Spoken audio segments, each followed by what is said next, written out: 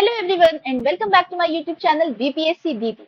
जैसे कि मैंने आप लोगों को बताया था कि मैं जनवरी 2025 ऑनवर्ड्स जो monthly one liners current affairs हैं वो आप लोगों को प्रोवाइड करूंगी। जनवरी का करंट अफेयर्स मैंने बहुत पहले ही वीडियो के साथ पीडीएफ दोनों अपलोड कर दिए थे। आई होप आप लोगों ने उसे टेलीग्राम से डाउनलोड कर दिया होगा। और इसी के साथ अब मैं आपको लेकर के आई हूँ फेब्रुवरी के करंट अफेयर्स वन लाइनर्स में, बिल्कुल शॉर्ट एंड क्रिस्प है।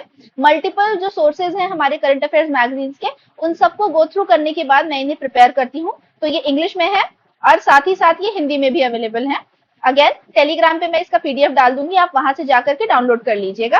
तो फटाफट से इसे मैं रीड आउट कर देती हूँ और फिर आप चाहें तो इसके प्रिंट आउट्स निकाल करके इसे हाईलाइट करके भी मल्टीपल टाइम्स रिवाइज करेंगे तो भी आपके लिए बहुत हेल्पफुल हो जाएगा। एक और चीज, फेब्रुवरी के मंथ में बजट आया था। बजट मैंने पर्टिकुलरली इन करंट अफेयर्स के वन लाइनर्स में इंक्लूड नहीं किया है बिकॉज बजट पे मैं आपको स्पेसिफिक जो भी इंपॉर्टेंट इन्फॉर्मेशन है वो अलग से प्रोवाइड कर दूंगी एक वीडियो के थ्रू। तो इसमें मैंने बजट स्किप किया है। उसके अलावा बाकी सारे जो इंपॉर्टेंट इवेंट्स थे फेब्रुवरी मंथ के, national international sports and Bihar related, वो मैंने सारे इसमें इनकॉर्पोरेट किए हैं। तो फटाफट से कर लेते हैं। पहला है Garuda aerospace is developing India का पहला ड्रोन सिटी। तो इंडिया का पहला ड्रोन सिटी कहाँ बन रहा है? आंध्र प्रदेश में। ओके, इंडिया का पहला ड्रोन सिटी बन रहा है आंध्र प्रदेश में। कौन बना रहा है? गरुड़ा एरोस्पेस। उसके बाद 10वां जो scientific fictional science film festival हुआ इंडिया का, वो ऑर्गेनाइज किया गया गोवा में। इसके बाद Indian air force officer Shubhanshu Shukla पहले इंडियन एस्ट्रोनॉट बने हैं जो कि एक प्राइवेट स्पेस मिशन पे गए हैं टू आईएसएस। आईएसएस क्या है? इंटरनेशनल स्पेस स्टेशन, ठीक है, जिसका नाम है एक्शियम मिशन 4। स्पेस एक्स का ड्रैगन स्पेसक्राफ्ट इसमें यूज हुआ है और आईएएफ के जो हमारे पायलट है उनका नाम है शुभांशु शुक्ला। इसके बाद है टाटा स्टील जो है वो डेवलप कर रहा है इंडिया का पहला हाइड्रोजन ट्रांसपोर्टेशन पाइप, ठीक है। नेक्स्ट है एशियन विंटर गेम्स 2025 के कहाँ हुए थे? हार्बिन, चाइना में। इंडिया से एक लार्ज कंटिजेंट पहली बार गया था जिसमें थे कुल 88 मेंबर्स थे जो इंडिया से गए थे एथलीट्स। इसके बाद सचिन तेंदुलकर को मिला है बीसीसीआई की तरफ से लाइफ टाइम अचीवमेंट अवार्ड। ये इंपॉर्टेंट हो जाता है क्योंकि अक्सर आप देखते हैं कि इस तरीके के one word award related questions जो है बीपीएससी में पूछे जाते हैं। उसके बाद हमारी 4 न्यू रामसर साइट्स ऐड हुई हैं और जो कि अब टोटल हो गई है 89। तो कहाँ कहाँ 4 रामसर साइट्स हैं? तो 2 तो हमारी तमिलनाडु में ही है जिसका नाम है सक्करा कोट्टाई बर्ड सैंक्चुरी और थेरथंगल बर्ड सैंक्चुरी। तो ये 2 हैं तमिलनाडु में। इसके अलावा खीचियोपालरी वेटलैंड कहाँ है? सिक्किम में। और उधवा लेक झारखंड में। तो इस तरीके से ये 4 रामसर साइट जो है वो ऐड हो गई हैं। इसके बाद जो बजट में एक इंपॉर्टेंट इन्फॉर्मेशन थी वो मैंने हाईलाइट कर दी क्योंकि बिहार रिलेटेड है कि 100 करोड़ की लागत से मखाना बोर्ड सेटअप किया जाएगा बिहार में, ठीक है, मखाना प्रोडक्शन को इम्प्रूव करने के लिए। और साथ में किसान क्रेडिट कार्ड जो किसानों को दिया जाता है उसकी लिमिट को बढ़ा करके अब 5 लाख कर दिया गया। पहले ये कितनी थी? 3 लाख रुपए थी, अब इसकी जो लिमिट है वो 5 लाख हो गई है। इसके बाद एक्सरसाइज इक्विवेलेंट के बारे में है कि इंडिया और मालदीव्स के बीच में होती है और इस बार कहाँ हुई है? तो उत्तराखंड में ऑर्गेनाइज की गई है। फॉर्मर चीफ इलेक्शन कमिश्नर जो थे हमारे नवीन चावला जी, इनका डेथ हो गई है। ओके, ही पास्ड अवे। इसके बाद 2 फरवरी इंपॉर्टेंट डेज आ गए हैं यहाँ पे। 2 फरवरी को मनाया जाता है वर्ल्ड वेटलैंड डे और इस साल का जो थीम था वो था protecting wetlands from our common future, ठीक है। तो इसे आप अच्छे से ध्यान से मार्क कर लेंगे। इसके बाद है महाराष्ट्र इस्टेब्लिश करने जा रहा है देश की पहली आर्टिफिशियल इंटेलिजेंस यूनिवर्सिटी, ठीक है। तो पहली एआई यूनिवर्सिटी कहाँ इस्टेब्लिश होगी? महाराष्ट्र में। इसके बाद साउथ अफ्रीका की चेगो गैलिया, ठीक है, साउथ अफ्रीका की चेगो गैलिया बनी है मिस वर्ल्ड 2025। पहली ब्लैक वुमन है जिन्होंने ये खिताब जीता है, ठीक है। मिस वर्ल्ड 2025 बनी है चेगो गैलिया। उसके बाद साउथ अफ्रीका का लार्जेस्ट हिंदू टेम्पल बना है कहाँ? जोहान्सबर्ग में, ठीक है।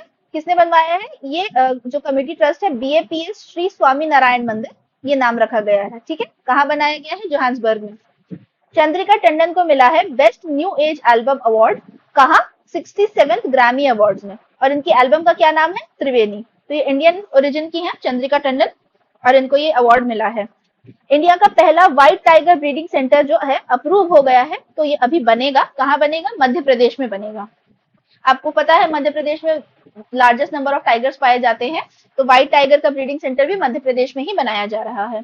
इसके बाद सेंटेनरी सेलिब्रेशन हुआ है कहाँ? पीएमसीएच पटना में। सेंटेनरी सेलिब्रेशन मतलब 100 साल पूरे हो गए हैं पीएमसीएच पटना को बने हुए। ये कब स्टैब्लिश हुआ था? 25 फरवरी 1925 में ये इसकी स्थापना हुई थी। और इस पे जो चीफ गेस्ट थी वो इस बार आई थी हमारे देश की प्रेसिडेंट द्रौपदी मुर्मू जी।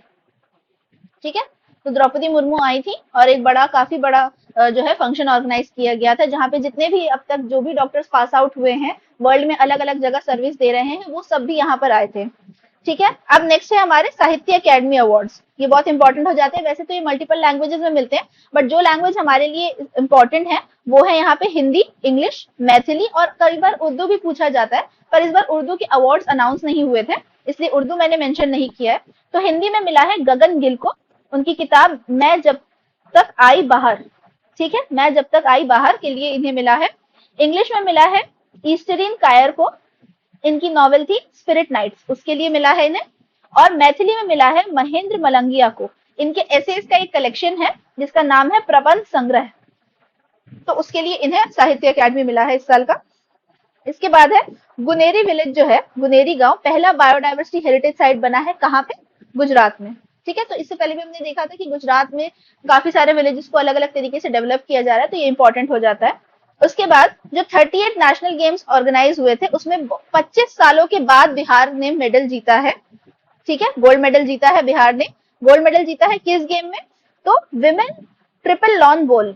ठीक है, women triple lawn ball game में बिहार को मेडल मिला है, गोल्ड मेडल, जिसकी जो प्लेयर्स थी उनके नाम है पायल, खुशबू और निखत, ये तीनों प्लेयर्स थी और इनको ये मिला है मेडल। और बिहार रहा 29th पोजीशन पे। कुल मिला के बिहार को 12 मेडल मिले जिसमें से एक गोल्ड था जो कि ये वाला है ट्रिपल लॉन बॉल का। इसके अलावा 6 सिल्वर और 5 ब्रॉन्ज मिले हैं। तो इससे देखिए हमें पता चल रहा है कि बिहार की पोजीशन इतनी बैकवर्ड्स क्यों है स्पोर्ट्स में, कि 25 साल के बाद जाकर के एक गोल्ड मेडल मिला है। ठीक है, वही हम देखते हैं हरियाणा, महाराष्ट्र वगैरह जो लीडर बोर्ड होता है उसमें कितने टॉप पर होते हैं, बिहार यहाँ पे बहुत नीचे है, 29th पोजीशन पे है। इसके बाद है आरबीआई ने फरवरी के मंथ में नया पॉलिसी रेपो रेट सेटअप किया है 6.25% पे। आसाम ने ऑर्गेनाइज कराया वर्ल्ड का लार्जेस्ट झुमोई डांस, तो ये वहां का फोक डांस होता है, तो ये बहुत लार्ज स्केल पे हुआ है। आपने देखा होगा पिछले कुछ सालों में इसी तरीके से लार्जेस्ट बिहू डांस भी ऑर्गेनाइज कराया था आसाम में ही, और अब कराया है झुमोई डांस। इसके बाद है इंडियन आर्मी ने लॉन्च किया 21 दिन का Pir Panjal waste winter festival, कहाँ पे, पुंछ एरिया में, कश्मीर के पुंछ एरिया में ऑर्गेनाइज हुआ। साइक्लोन 2025, तो ये मिलिट्री एक्सरसाइज का नाम है, किस किस के बीच में, इंडिया और इजिप्ट के बीच में जो मिलिट्री एक्सरसाइज होती है उसका नाम है साइक्लोन 2025। गल्फ ऑफ मेक्सिको को रीनेम करके गल्फ ऑफ अमेरिका बना दिया गया है, ये ट्रम्प के एडमिनिस्ट्रेशन के अंडर अभी चेंजेस आए हैं, तो Gulf of Mexico will now be known as Gulf of America. इसके बाद जो है तीसरा एडिशन हुआ है काशी तमिल संगम का, सॉरी यहाँ पे थोड़ा मिसप्रिंट है, आप लोग इसे करेक्ट कर लीजिएगा। काशी तमिल संगम कहाँ ऑर्गेनाइज हुआ था, वाराणसी में, और इसका थीम था सेज अगस्तियर। ठीक है, इसके बाद है आईआईटी मद्रास और इसरो ने मिलकर एक इंडिजिनस माइक्रो प्रोसेसर बनाया है जिसका नाम है शक्ति।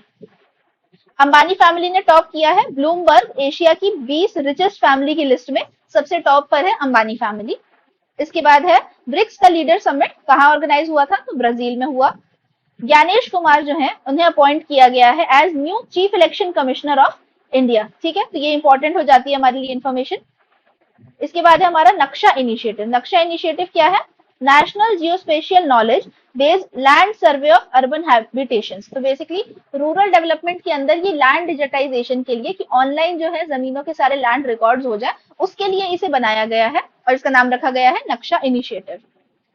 बीबीसी ने sports women of the year का अवार्ड दिया मनु भाकर को, जो अभी लेटेस्ट 2 मेडल्स लेकर के आई थी। इसके बाद है इंडिया का पहला वर्टिकल बायफेशियल सोलर प्लांट कहाँ इंस्टॉल किया गया है, सेंट्रल सेक्रेटेरिएट मेट्रो स्टेशन पे, कहाँ है वो, दिल्ली में।